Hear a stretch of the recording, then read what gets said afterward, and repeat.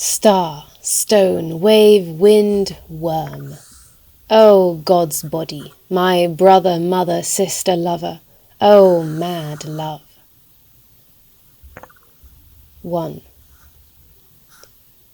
A gardener who cares for a tree may be said to give it attention, but their solicitations are as nothing to the attentiveness of the tree, which each day waits patiently for the sun to appear and surrenders itself wholly to the elements. 2. What is a forest? An intergenerational configuration of care, a receptivity without restraint, an attentiveness without reserve. 3. The question is whether a psychology of attention should show any preference for the human at all, when according to Aristotle, plants, animals, and celestial bodies have souls too. The answer to this problem is to consider non-humans ensouled entities capable of attention and worthy of attention.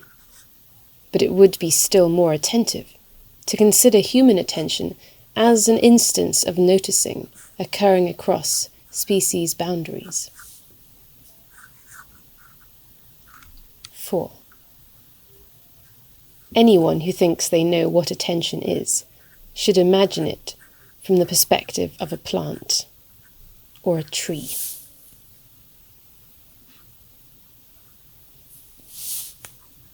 5.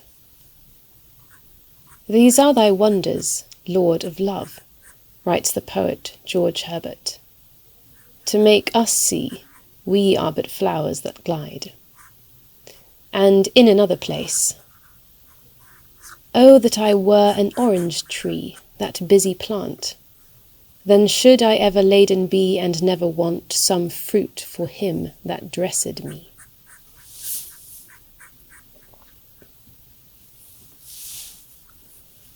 6. To those who would imitate divine love, Jacques Benigni Bossuet recommends taking a leaf out of the plant's book. Like a plant unfolding itself to the rays of the sun, writes Bossuet in A Short and Simple Method of Prayer, the soul, when it is open and attentive to the sun of justice, becomes enriched by all kinds of divine virtue. There is no better method, Bossuet claims, by which a soul might receive the divine gifts, since these in any case cannot be earned through effort. In fact, too much effort can impede the process, as when a plant that has inclined too much toward the sun wilts and is dried up by the heat. In the same way that the plant receives what it needs of the sun through the least possible effort, the soul receives what it requires of divine love by abstaining for a little while from discursive reasoning and turning its attention to the object of contemplation without trying to possess it. Quote, remaining attentive and open, the soul does little enough, but it receives a great deal. Among the Spanish and French mystics, attention was known as the key to the theological concept of love. The French philosopher and mystic Simone Weil, who came to it late in life, wrote, "The love of God has attention for its substance." What this love entails can be learnt in more detail if we look closer at the plant life to which Bossuet compares prayer. What is it about the plant's attitude toward the sun that seems to model so appositely the spiritual practitioner's attitude toward God? The answer, its mode of attention, which is receptive as well as spontaneous. It allows itself to be surprised. The plant which unfolds itself each day to receive the rays of the sun does not deliberate whether or not to do so, but acts spontaneously and with ease. This is what mystics like Bossuet called the effortless attention of divine love. Here every act of attention is, as it were, unconscious, and more like the result of need than deliberation. It is easy rather than difficult. just as the plant acts in this way according to its needs and as if being impelled from within, so the spiritual practitioner is one who hopes to love spontaneously and without effort, where ordinarily they are able to love only with considerable deliberation. Of course, there are many who perform such attentiveness naturally and without further reflection, and this is as it should be, for neither does God deliberate over whom or what to love. Hence the importance of plant life for mystical descriptions of love, since what the plant in its attentiveness seems to embody is not only spontaneity and effortlessness, qualities shared with mystic love, but the indistinguishability of such attentiveness from the whole life of the plant, and it is this identity between love as act and love as essence which above all characterizes what is called divine love. 7. When their attentiveness is compared to that of humans, it is not only plants who transpire as superior in love. Just think of St. Francis de Sales' sacred bee flying amongst the flowers of holy mysteries to extract from them the honey of divine love. And what could be more godlike than the bee's administrations, to love so many with equal attention? Star, stone, wave, wind, worm. O God's body, my brother, mother, sister, lover. O mad love. 8. Unjustly considered insensitive by philosophers and public opinion alike, writes Michael Marder in Through Vegetal Being, his dialogue with Luce Irigaray, plants by far exceed animals and human beings in their attentiveness to what is going on around them, and with regard to the levels of light, heat, moisture, movement, vibration, they are constantly in touch with the elements. What scientific study of plants reveals is that there is here a mode of life expertly aware of its environment and moreover communicating this expertise and awareness to other organisms through chemical reactions and minute movements in the subsoil. Like every sensitive thing on the planet, plants are aware. Their life differs from ours only by degree. At the same time, a plant's awareness seems quite different from our own. Humans tend to pay attention to nature when the elements do not cooperate with us, writes Marder, upsetting our plans. Plants, by contrast, are never unaware of what happens. Their mode of attention is one of radical openness, the paradisiacal ability to attend to oneself and to the others in absolute openness. The closest analogy in human experience would be the awareness our skin has of the environment, an awareness we cannot choose not to have, a fundamental yet indefinable alertness.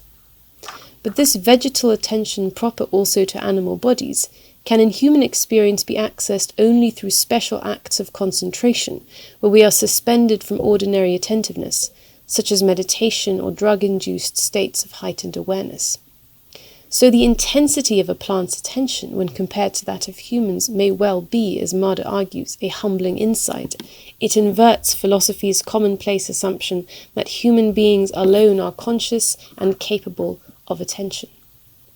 If other creatures are attentive too, this, rather than the brute fact of their existence, is why we find them worthy of attention in the first place. It should be remembered, however, that what a comparison between humans and plants uncovers about the nature of attention is by no means a new discovery. Those awe-inspiring characteristics of plant life, which a phenomenology of vegetal being brings to light, the plant's unswerving attentiveness, its absolute openness to the other, which it thereby sustains, are all characteristics traditionally ascribed to God, whom the ancients often compared to another non-human entity, the sun, unfailingly present, perpetually giving of itself in order to sustain others, the condition for being, that which unconditionally matters, in thy light we shall see light, and so on. A concept of love cannot be separated from the more than human and its formidable mode of attention, any more than it can be suspended from the non-human. This must be the starting point for any inquiry concerning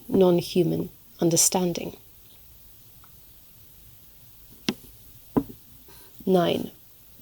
So the question is not whether the non-human any less than the more than human is capable of communication, care and affection, but how such love manifests and what we can learn from it. To each type of soul a corresponding mode of love and attention. No creature is to be found, quod non aliquid amat, no stock, no stone that hath not some feeling of love. Robert Burton, after St. Jerome.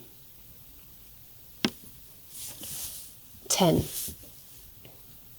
At the comparison between divine love and non-human life, one is always put in mind of that passage in St. Francis of Assisi's Canticle of the Creatures. Be praised, my Lord, through all your creatures, especially through my Lord, brother Sun, who brings the day, and you give light through him, and he is beautiful and radiant in all this splendour. Of you most high, he bears the likeness. But St. Francis also praises God through the moon, the stars, the 4 elements, and death, that is to say, through mulch and compost. 11. Star, stone, wave, wind, worm. O God's body, my brother, mother, sister, lover, O mad love. 12.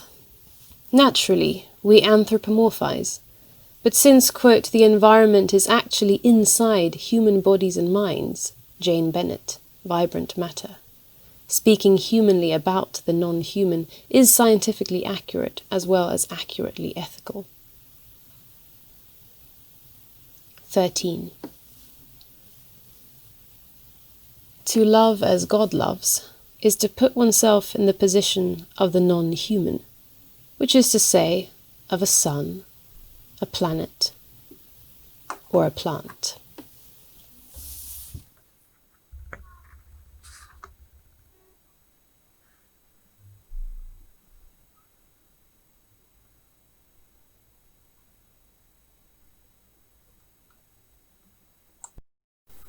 Hello and welcome to part 2 of an inquiry concerning non-human understanding.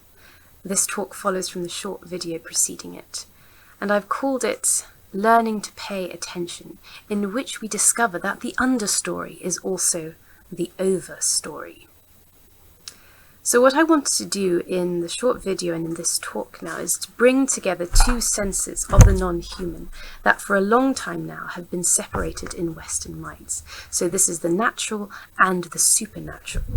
The idea initially suggested itself to me from a description of plant life by Michael Marder, which I talk about also in the video, from the theological recognition that confirmed to me as I read this passage my suspicion, which is the suspicion voiced by so many ecological thinkers today, whether religious or irreligious, that our failure to coexist sensibly with non-human creatures is in no small way connected to our hard, broken habits of perceiving what is different to us as less, rather than as more than human.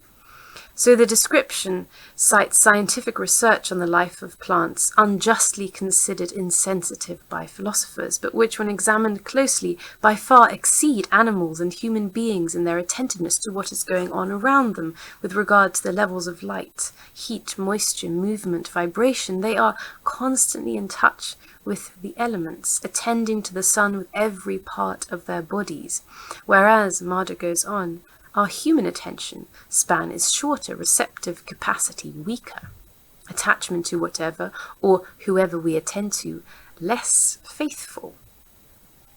So that we have lost the paradisiacal ability to attend to oneself and to the others in absolute openness. So through the revaluation of sensory perceptions in this phenomenology of plant life, what strikes the reader immediately is the spiritual superiority of the plant's attitude toward the world, its faithfulness and paradisiacal ability when compared to that of humans. And it's this spiritual superiority that I wanted to investigate. It's an attentiveness by means of which the plant, by its absolute openness, seems to become metonymically the paradise in which it grows. It's a revaluation according to which the plant is perceived as being not only other to us, but also, and in the first place, more than us. But what is this more than us? What sense of the more than human are we dealing with? Evidently, we're far from the kind of Christian theology that's tended to interpret human beings as closer to God than, and thus superior to, non-human creatures. Nor is there here, I think, any trace of the secular version of this theology, which, bolstered by a naive faith in scientific progress, asserts that human beings are the pinnacle of evolution and the most advanced form of organic life. The possibility of such theology, religious or secular, has been exorcised from Marder's description of plant life. Indeed, the plants have led him there. This description unravels the hierarchies in question. But at the same time, it would be wrong to conclude that there exists in the theological tradition a lack of precedence for Marder's description. To the contrary, mystical theology, and especially the literature of spiritual direction that I based the short video around, insist on this strange instruction that the aspirant should imitate God by imitating non-human creatures. So much of what Marder assigns to the sensory perceptions of the plant, spiritual writers, and I quoted Jacques Benin-Bossuet in the video, there are lots of others, Thérèse of Avila, Francis de Sales, they assign frequently these sensory perceptive qualities to trees and herbs, as well as to other non-human organisms. Like a plant unfolding itself to the rays of the sun, the soul, when it is open and attentive to the sun of justice, becomes enriched by all kinds of divine virtue. That's Bossuet again. And not, of course, only in the West. Indeed, the West has perhaps, amongst cultures around the world, drawn least attention to this theme. The classical manuals of yoga, by contrast, are full of comparisons that, quote, assimilate the yogin to a plant, and this homology, remarks Messier Eliade, would imply no pejorative judgment, even if it were adequate to the reality of the situation, because the vegetable modality is not an impoverishment, but quite the contrary, an enrichment of life. So in the literature of spiritual exercise and in mystical theology, the human is not self-evidently superior to the non-human. In turn, the non-human God is not opposed to the world of non-human creatures, but nor, in contrast to a sort of nature God of romanticism, are they identical to it. Rather, the non-human God is analogous to non-human creatures by virtue of the conceptual overlap that the non-human evinces from the perspective of the spiritual aspirant. She would not be able to perform her exercises and transform her habits of perception if she did not have tangible examples to work with in the first place.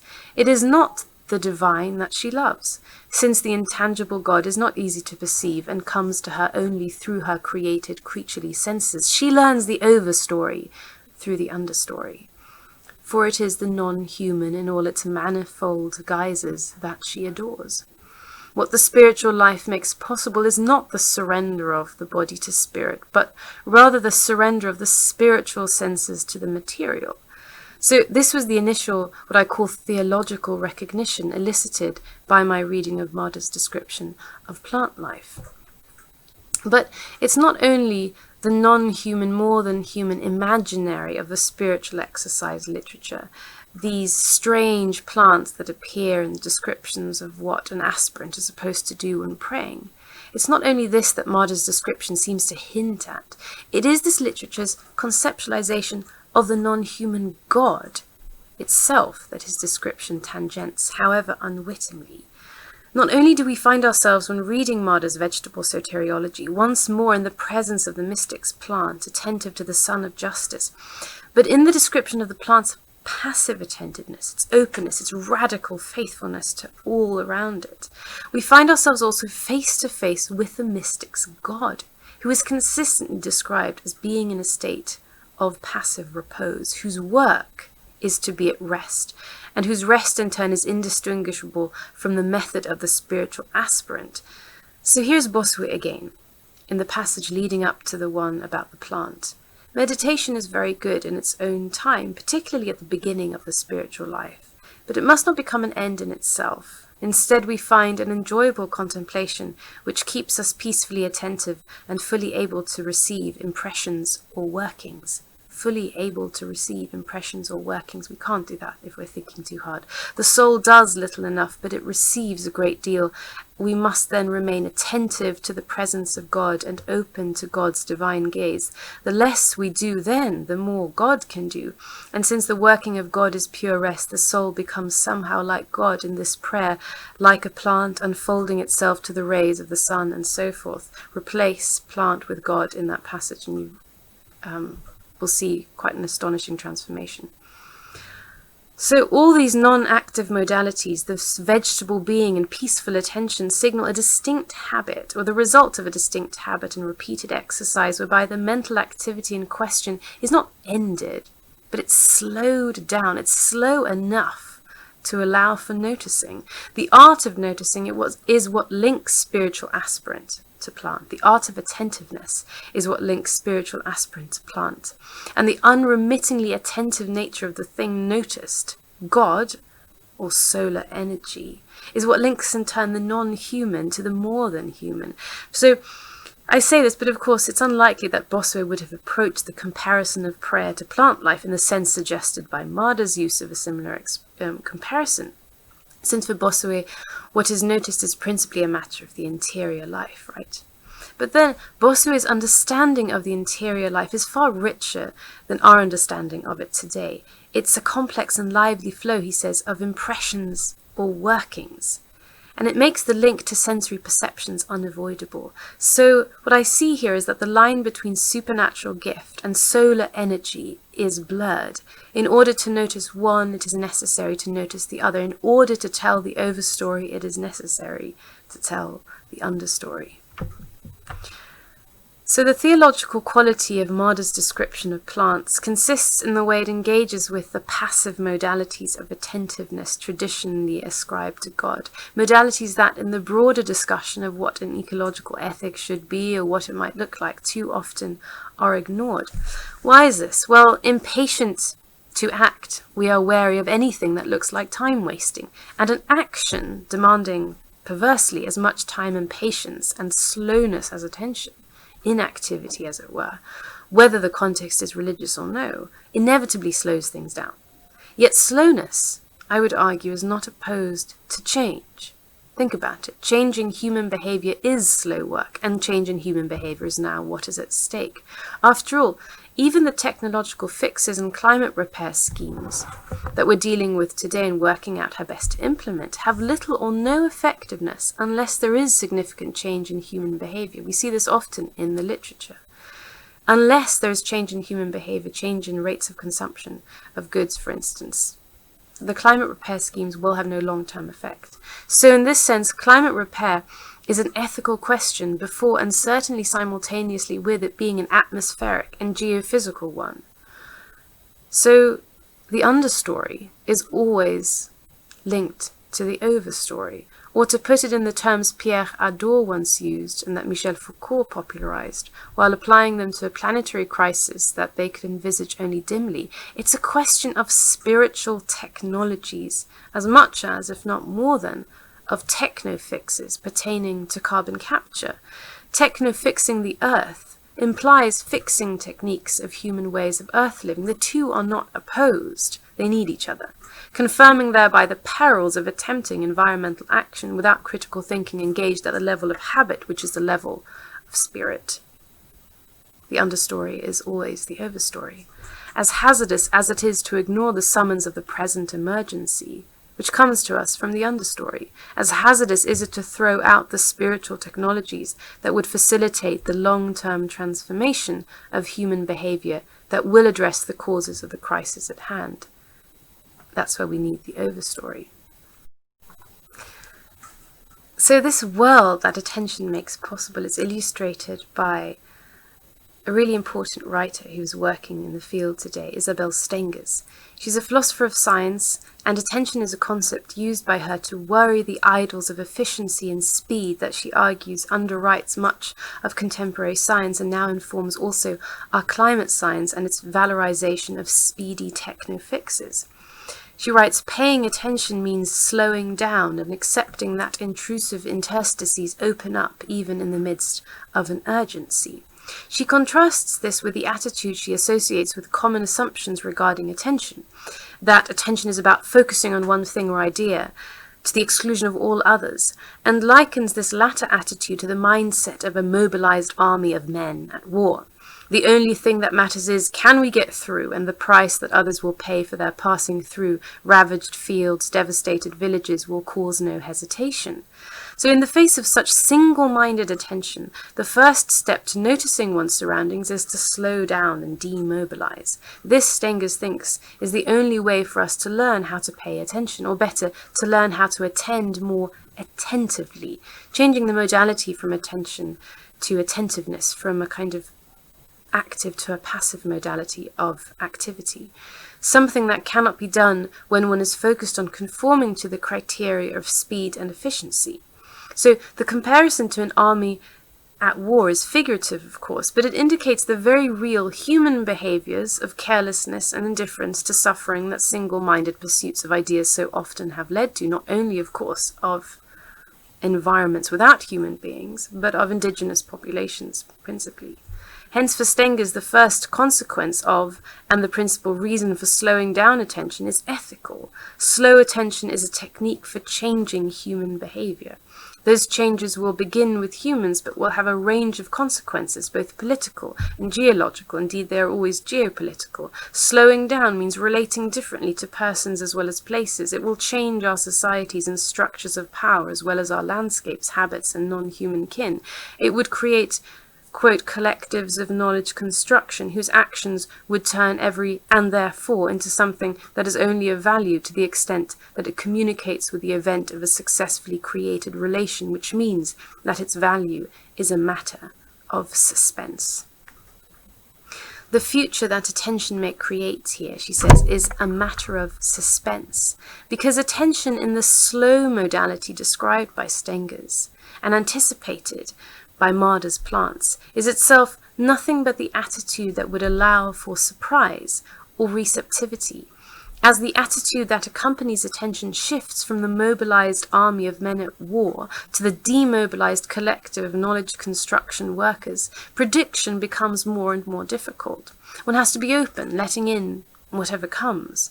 Like other writers, Stengers connects this aspect of attention to the spiritual. It's called an art, she says, because it needs a ritual in order to foster this possibility. And this is very interesting when we do it well and with joy. It is just creating the occasion, a rather Quaker art, to bethink, to pay attention to what may lurk. Ritual, of course, slows things down and encourages attentiveness. Attentiveness, in turn, encourages what Stengers elsewhere has described as a kind of magical thinking, a way of looking at the world as if the world looked back at you, and the non-human becomes more than human. So from this point of view, Stengers has set out on a neo-Deleuzian exploration of philosophy as a magical ritual attentiveness to a world of humans and non-humans, through which she seeks those techniques of looking and perceiving which here provide the key to the matter of the spiritual as well as the scientific, to the overstory as well as the understory. In her work, the history of religious and spiritual beliefs fade into insignificance as it gives way to that pressing question, the work of actually paying attention. How do we become like plants? And the ability or inability of contemporary cultures of academic discourse to do this work, which remains the only means possible for slowing down our headlong plunge into the coming barbarism. In the anthropology of religion, much the same arguments have been developed in relation to the supernatural as it appears in animism and other alternative so-called ontologies. Here, a small but significant group of voices in cultural theory treat a person's willingness to look closely and perceive more than strikes the eye, such as, say, the Amerindian shaman's ability to perceive non-human spirits and gods, with their readiness to engage seriously also with what is originally apparent to perception, evident in the high regard that plants and animals are held by indigenous knowledge cultures and in indigenous epistemologies. Whatever position one takes on the beliefs and practices thus uncovered, Stengers' concern in recent years has been to stress simply how intimately bound up with one another an objective view of non-human otherworld, seems to be with an objective view of the non-human other. Whether that connection is literal, as when the spirit worker or shaman ingests psychotropic plant matter in order to gain knowledge from the supernatural entity thought to correspond to the plant, or whether it is metaphorical, as when in our passage from Bossuet, the spiritual aspirant is told to imitate the attitude of a plant in order to receive God's grace. In either case, the experience of the supernatural is inseparable from an experience of the superpowerfulness of non-human matter, from which non-human spirit in these contexts is never entirely disentangled. To the earliest persons seeking contact with supernatural beings, careful observation of animals, plants, and other non-human organisms was considered essential in meaningful conversation with non-human spirits and gods. The ability to emulate the former was bound up with the ability to negotiate successfully with the other, the overstory always in conversation with the understory. Indeed, the convergences here are a resting witness to how flimsy and philosophical as well as cultural terms is the barrier so often presumed to exist between the natural and the supernatural, between the understory and the overstory. Finally, I just wanted to comment a bit on the estrangement of science from spirituality that Stengers resists with her concept of attention. It thus resists also the separation of creaturely from divine non-humanity that I introduced at the beginning. So that is an old separation, but one that hopefully will now seem less self-evidently correct than at first glance. Perhaps the clue here is in the word. A non-human creature or organism reads the Oxford English Dictionary, such as an animal, or a supernatural being. The non-human indicates to us a deep intimacy that is difficult to comprehend. All those minerals, chemicals, and microorganisms without which we would not be. Trying to comprehend it is not unlike trying to understand what God is. For what is the God of any tradition when it comes down to it, other than the conditions for the possibility of us? The overstory is the understory. And what else are non-human creatures to us except that without which we would not be? For even when we try to consider attentively the non-human in strictly naturalistic or material terms, its meaning continually unravels in the direction of the more than human, in the direction of God. So as I stated at the outset, bringing together these two senses of the non-human, the natural, and the supernatural is the purpose of this inquiry. I'm concerned to show their convergences in modern thinking since the 16th century in a culture such as ours, a culture that has tried in so many different and ingenious ways to train attention to be inattentive to the deep intimacies we have with non-humans, intimacies which, if attended to, are experienced and perceived as more than human. So quite obviously this inquiry, as I'm calling it, I'll come back to the pun there, does not belong either to theology or science, either to the overstory or to the understory, although it concerns them both profoundly.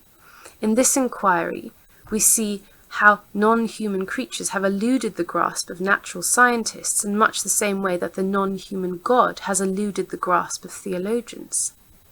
How observing and describing a plant's life cycle very often is inseparable from a realization that the life itself of the plant escapes description and can be intuited only as a vaguely sensed form or field of possibility. One tries to describe it, one tries again, though it be but to fail again. The uniformity that results between accounts of mystical contact with non-human entities and scientific observations of non-human creatures is a recurring topic. They give a sense for the way in which the endlessly unfinished nature of scientific discourse and God talk both, their fresh attempts at definition, description, and classification, recommenced with every new approach by the disciplines to comprehend the unknown, ultimately, that they study, frustrates the sanguine claims of any one definitive presentation of truth, at the same time as they provide the only means possible for thinking with the unfinished nature of what the disciplines describe. We have to continue telling these stories. From the field guides produced throughout the 18th and 19th centuries, but stretching back to a much older tradition, which is connected to the spiritual exercise tradition itself, as well as the modern disciplines of biological observation, directly or indirectly based on them, there emerges an image of scientific practice that is basically similar to what mystics and anthropologists have written regarding the techniques of spiritual exercise in quite diverse religious and cultural contexts. The caricature we have today of the supernatural belonging to the domain of theology and the natural falling within the remit of empirical science is belied by the non-humanity of what is studied by both theology and science, and presents a real division what is in fact a difference in perspective. So with all this, I don't want to say that it's possible to interpret every account of non-human creatures, every account of non-human understanding, as a form of mystical apperception of the more than human, as a form of non-human understanding. The two forms of apperception, the understory and the overstory, the scientist naturalists and the mystic ecstatics, they form separate series, and they don't always converge. But I do want to say that the differences between the two series are outweighed by their arresting similarities at the deepest level. And I also want to suggest that the similarities are not only morphological similarities of resemblance, but genealogical similarities that indicate shared origins. There are histories here, histories that have yet to be told adequately, concerning the material as well as conceptual entanglement between what we think of today as two entirely separate stories of the over and the under, the scientific and the religious. But in our awareness today of the non-human, these two series are still mostly at odds. So Marder's exquisite example, though it points to an array of historical precedents, is rare.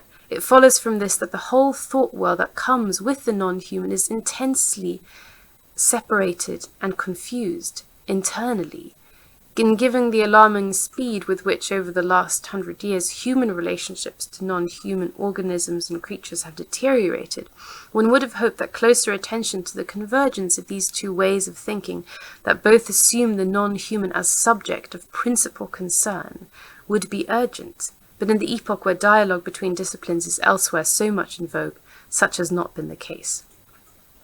So, this inquiry concerning non-human understanding has revealed an inversion of the project from which, playfully, it borrows its title, the study of human understanding by David Hume.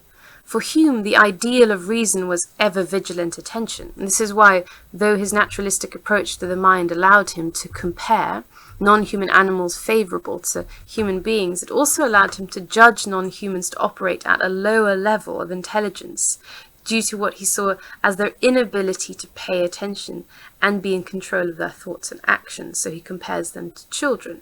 It goes without saying, of course, that this hierarchy of knowledge is very old and goes back to the idea, made famous by the Delphic oracle, that wisdom is attained through reflecting intensely on the self. But the idea that the highest knowledge, or indeed any knowledge at all, is also that which originates with the efforts of a mind controlled and directed toward a singular purpose is relatively recent.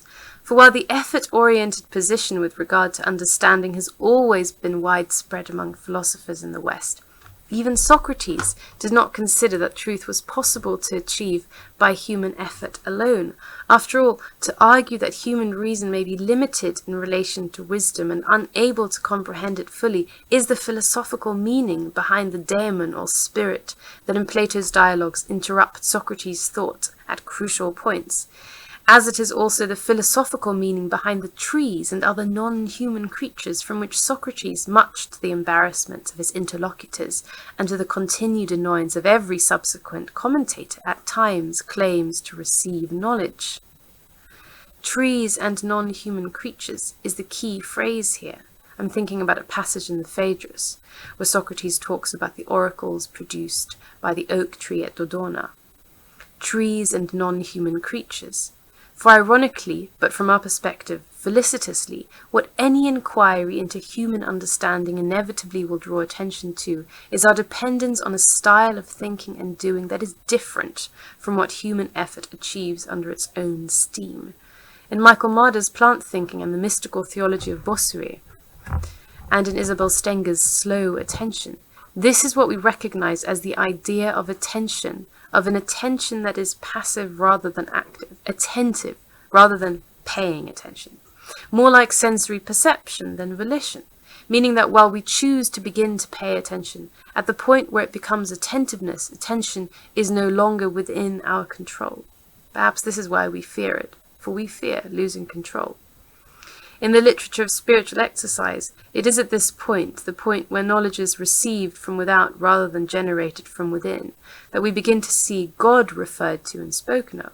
But the phenomenon is present too in an attenuated form in philosophy and theology and critical thinking more broadly.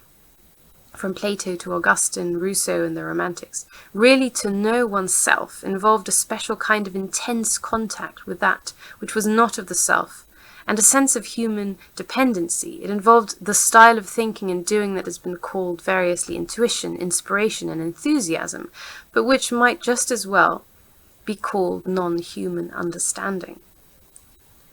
It's the eruption of the understory into the overstory. In Greek, enthusiasmos meant literally to be possessed or filled with a god, or to interpret it in the way I do here, filled with a non-human.